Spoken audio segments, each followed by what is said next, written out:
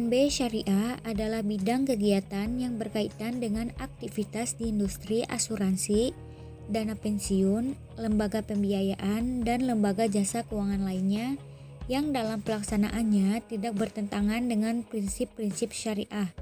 Secara umum, kegiatannya memang tidak memiliki perbedaan dengan IKNB konvensional.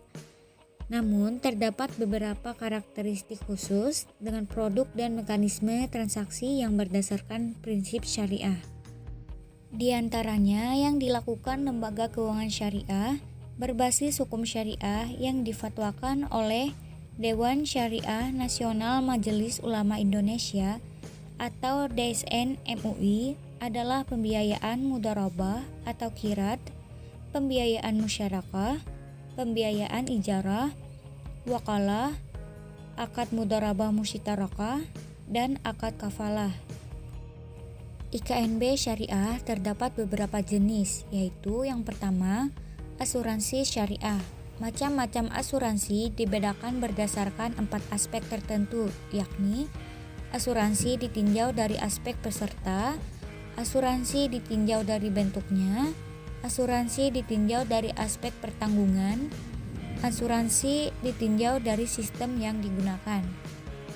Yang kedua, pegadaian syariah.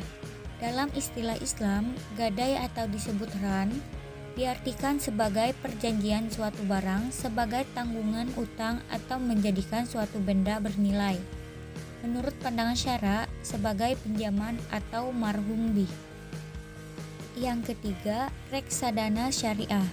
Jika dilihat dari sudut pandang Islam, maka reksadana termasuk dalam kerangka muamalah Islam. Menurut hukum Islam, pada prinsipnya setiap muamalah adalah dibolehkan selama tidak bertentangan dengan syariah. Dan yang keempat, dana pensiun syariah. Dana pensiun syariah adalah dana pensiun yang dikelola dan dijalankan berdasarkan prinsip syariah. Fungsi dan tugas pokok IKNB. Bidang pengawasan sektor IKNB mempunyai fungsi penyelenggaraan sistem pengaturan dan pengawasan sektor IKNB yang terintegrasi terhadap keseluruhan kegiatan di sektor jasa keuangan. Dalam melaksanakan fungsi bidang pengawasan sektor IKNB mempunyai tugas pokok. Yang pertama, menyusun peraturan di bidang IKNB. Yang kedua, melaksanakan protokol manajemen krisis IKNB.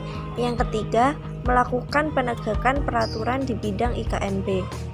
Yang keempat, melakukan pembinaan dan pengawasan terhadap pihak yang memperoleh izin usaha, persetujuan, pendaftaran dari OJK dan pihak lain yang bergerak di IKNB.